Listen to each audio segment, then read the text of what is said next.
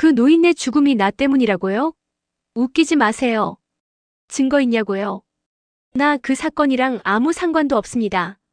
살인 공모 피의자랑 마주 앉아 있는데요. 정작 이지영 머릿속에 맴도는 건 차가운 조사실이 아니라 아스팔트 위에 뒤집힌 택시랑 그 옆에 쓰러져 있던 조옥래의 마지막 모습뿐이었습니다.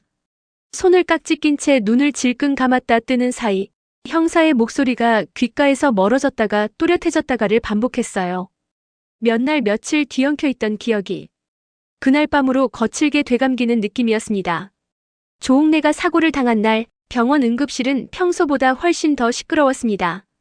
구급대원이 쏟아져 들어오고 보호자들 울음 섞인 목소리가 오가고 그 사이로 심폐소생술 들어갑니다. 같은 말들이 공기를 가르고 있었죠. 할머니가 타고 있던 택시가 중앙선을 넘은 SUV에 정면으로 들이받쳤고 그 옆에서 김다정까지 함께 튕겨나갔다는 게 응급실에 도착했을 때 들은 첫 설명이었습니다. 사실 이 지역은 의사가 입을 떼기도 전에 이미 무슨 말을 들을지 알고 있었어요. 표정에서 답이 보이더라고요. 그래도 사람 마음이 그렇습니다. 1%도 안 되는 기적에라도 매달리고 싶은 게 아들의 마음이라는 걸 그 순간에야 확실히 알게 됐습니다. 보호자분들 잠깐 이쪽으로 오실까요? 딱 그 한마디에 이상철 다리가 허물어지듯 꺾여버렸습니다.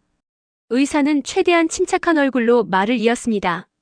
조옥래는 심장에 치명적인 충격을 받아 소생이 어렵다는 판단이 내려졌고 김다정은 머리를 크게 다쳐 중환자실에 옮겨졌지만 의식 회복을 장담하기 힘든 상태라고요. 이상철은 그 자리에서 무릎을 꿇고 울음을 쏟아냈습니다. 어머니 내가 못난 놈이라. 이 지역이 급히 아버지를 부축했지만 이상철은 계속 바닥으로 몸을 숙이려 했습니다. 옆에서 이수빈은 입을 틀어막고 소리를 삼키며 울고 있었고 이지화는 벽에 기대 눈을 질끈 감은 채 주먹만 하얗게 질리도록 쥐고 있었습니다. 형, 할머니 아까 우리 단톡에 영상 보냈었잖아. 런웨이 걷는 거 그게 마지막이야? 이수빈이 그렇게 중얼거리는 소리가 이 지역 귀에 너무 선명하게 박혔습니다. 불과 몇 시간 전 조옥래는 요양병원에서 열린 작은 패션쇼 무대에 서서 화려한 옷을 입고 런웨이를 걷는 자신의 모습을 손주들에게 자랑하듯 영상으로 보내왔습니다. 내가 이 나이에 모델이 다 됐다 얘들아. 그 웃음 섞인 음성이 장례식장 추도곡보다 훨씬 크게 들리는 것 같았어요. 장례식장은 너무 빨리 차려졌습니다.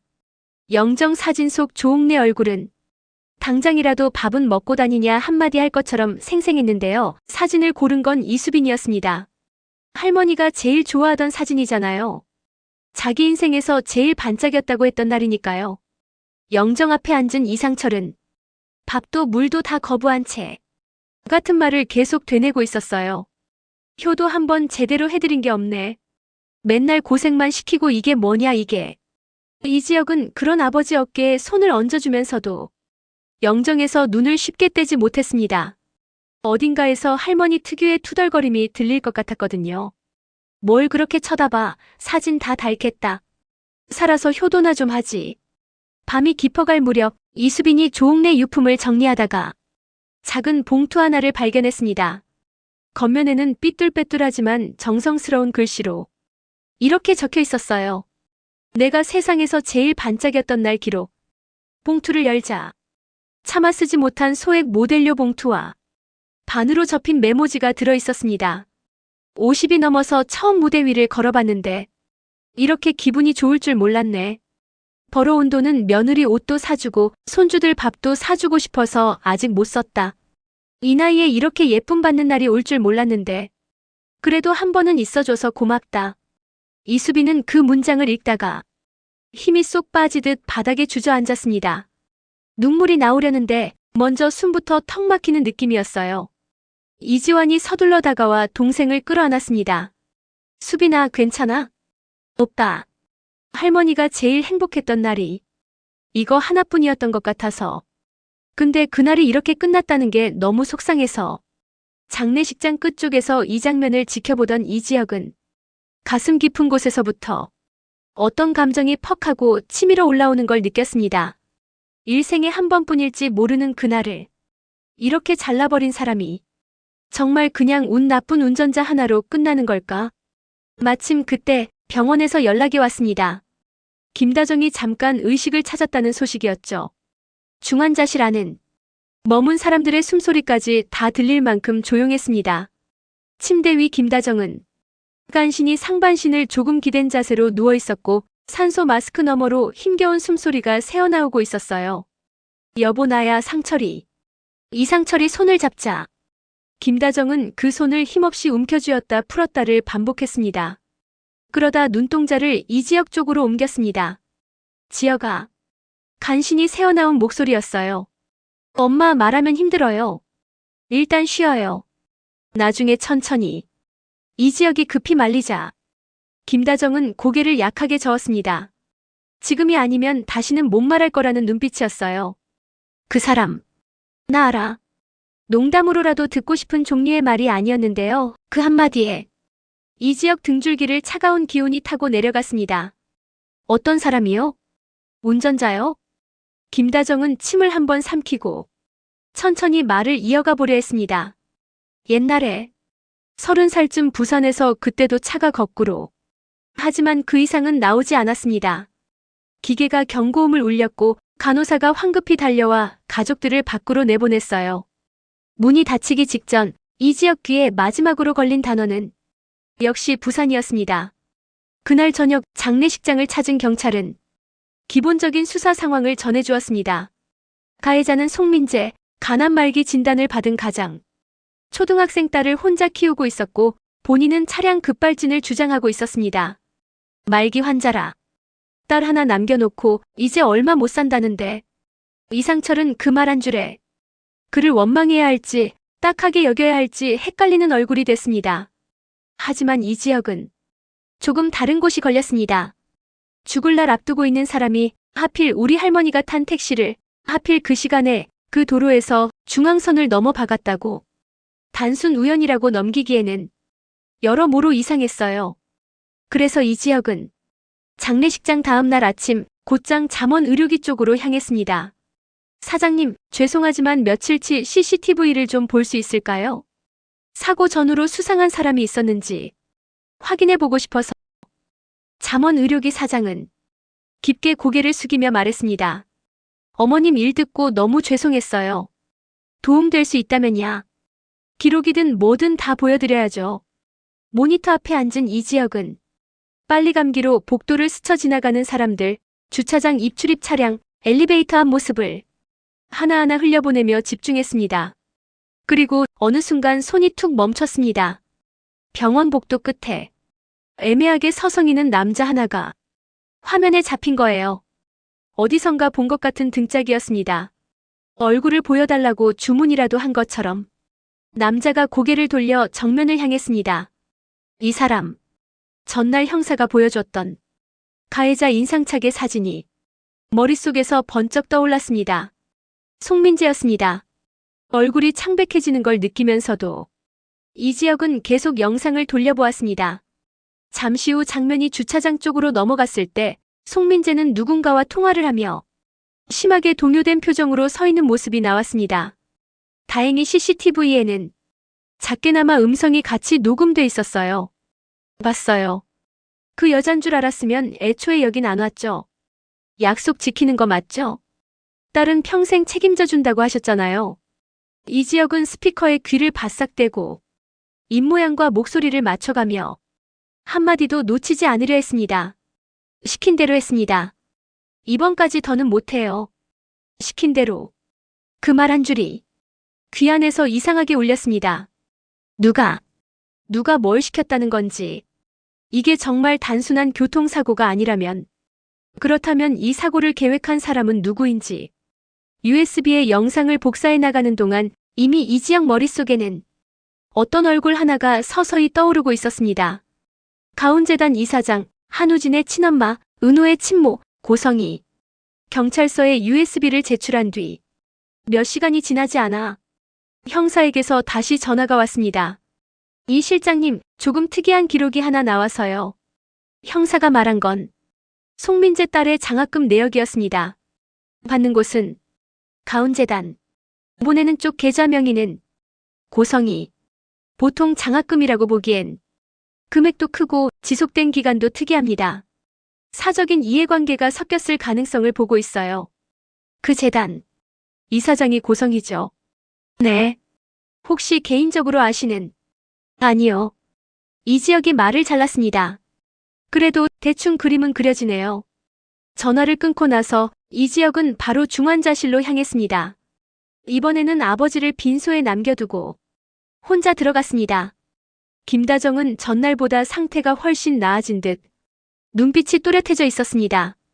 지혁아, 내가 기억이 났어. 부산 얘기죠?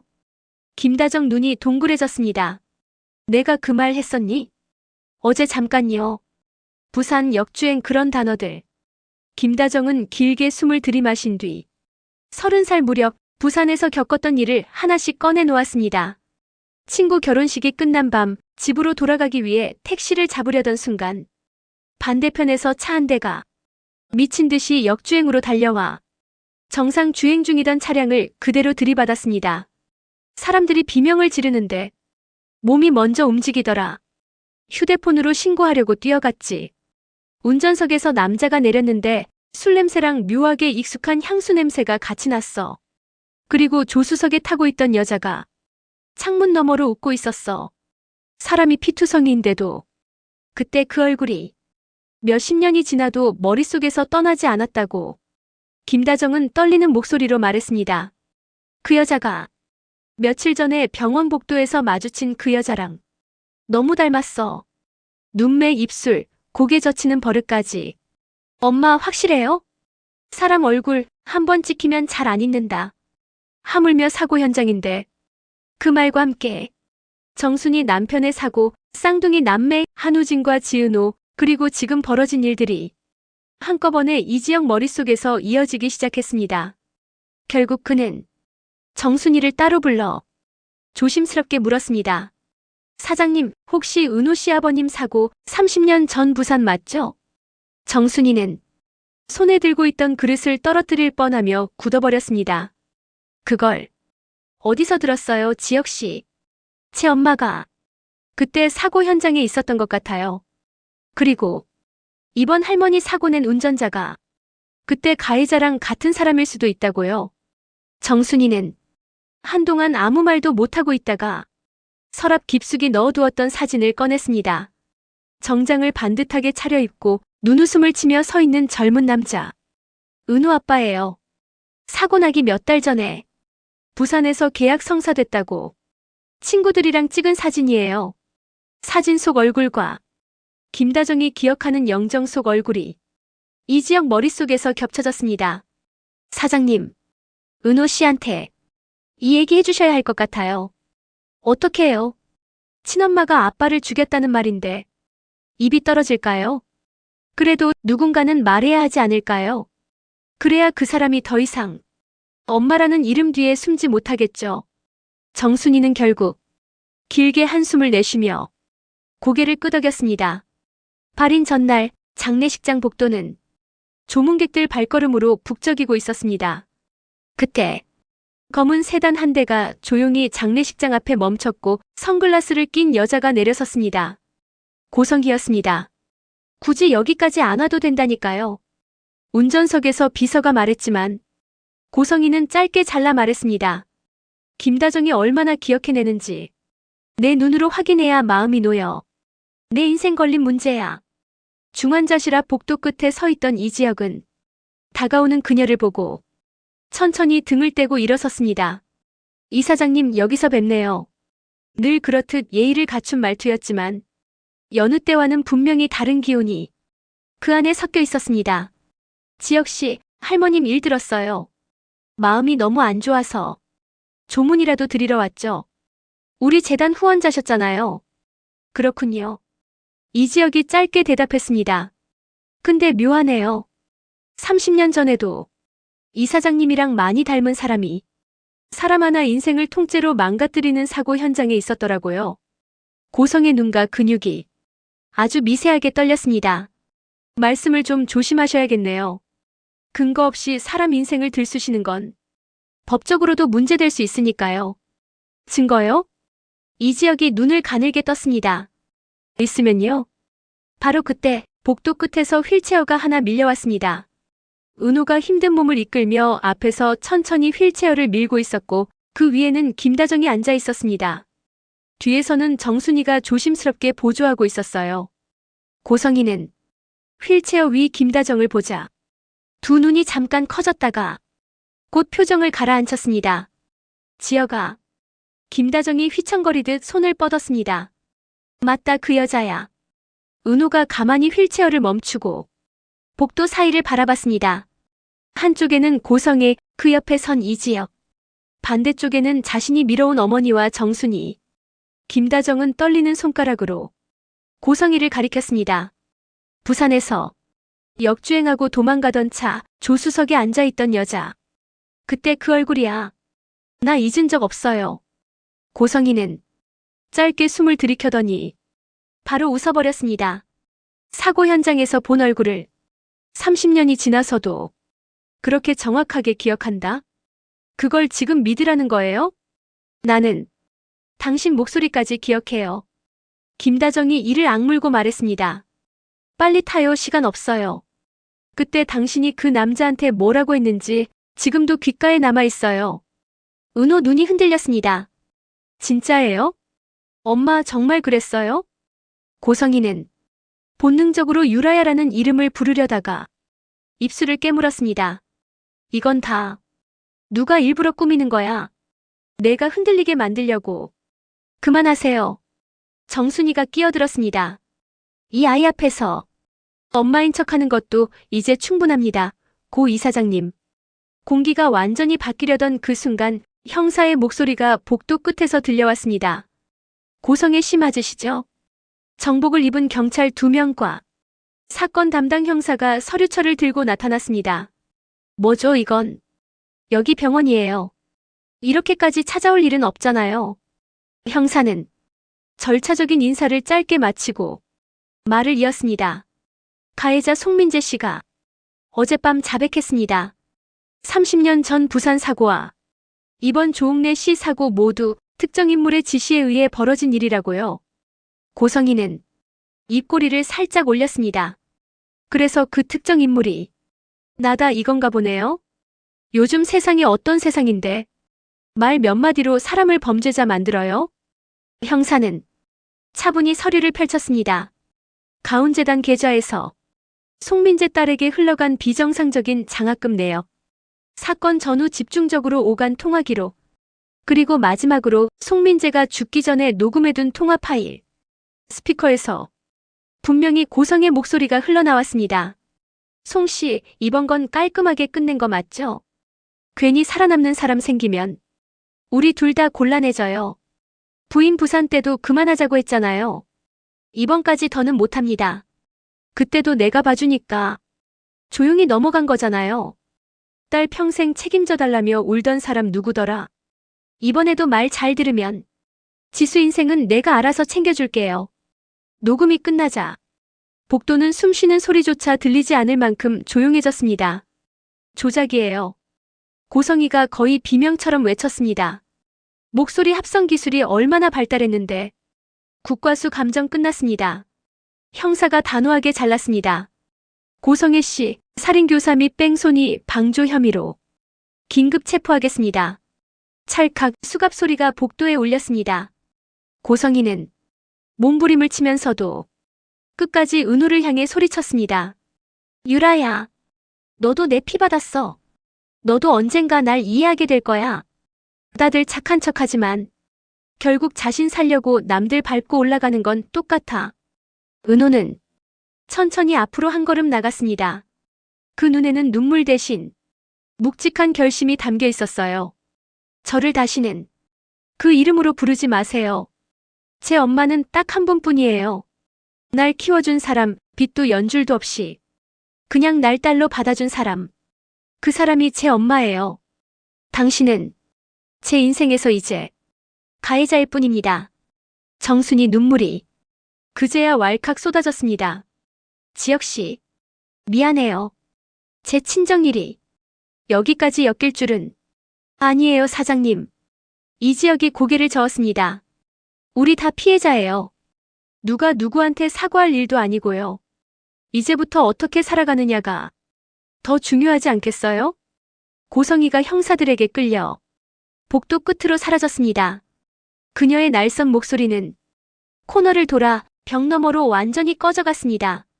남은 사람들만이 각자의 자리에서 조용히 서 있었습니다. 김다정이 휠체어에서 몸을 조금 일으키더니 은호에게 손을 내밀었습니다. 은호야, 내 엄마. 너 잘못 아니야. 너는 그 사람 딸이 아니라 순희 씨 딸이야. 그렇게 알고 살아. 알겠지? 은호는 그 자리에서 더는 참지 못하고 정순의 품으로 달려가 안겼습니다. 엄마, 미안해요. 나 그 사람한테 엄마라고 부르면서 엄마 마음을 얼마나 아프게 했을까? 괜찮다. 엄마는 내가 살아만 있어도 고마워. 정순이가 등을 토닥였습니다. 이제 진짜 끝났으니까 우리가 살아있는 동안에 다시는 그런 사람한테 휘둘리지 말자. 사건 처리와 재판 절차는 생각보다 빠르게 흘러갔습니다. 송민재는 형 확정 전에 병세가 악화되어 세상을 떠났고 남겨진 딸 지수는 보호시설로 옮겨졌습니다. 고성이는 과거 뺑소니 사건, 살인교사, 각종 비리까지 드러나며 언론의 집중 포화를 받았고 수십 년 동안 쌓아온 완벽한 재단 이사장 이미지는 한순간에 무너졌습니다. 하지만 정작 중요한 건 뉴스 제목이 아니었습니다. 남겨진 사람들 각자가 자기 상처를 어떻게 안고 살아갈지 그게 더 큰 문제였죠. 한 달쯤 시간이 흘렀을 때 봄 기운이 조금씩 느껴지기 시작하던 날이었습니다. 이지혁과 지은호, 정순이는 작은 보호시설 앞에 서 있었습니다. 지수 오늘 우리 온다는 거 알고 있을까요? 지은호가 조심스럽게 묻자 정순이가 부드럽게 웃었습니다. 원장님이 미리 얘기해 두셨대요. 아빠 친구들이 온다고. 안으로 들어갔을 때 작은 소녀가 책상 앞에 앉아 공책을 멍하니 바라보다가 고개를 들었습니다. 송민재의 딸 지수였습니다. 안녕, 지수야. 지은호가 먼저 다가갔습니다. 나는 예전에 내 아빠랑 조금 엮였던 언니야. 지수의 눈동자가 흔들렸습니다. 아빠, 나쁜 사람이라면서요. TV에서 그랬어요. 사람 죽였다고.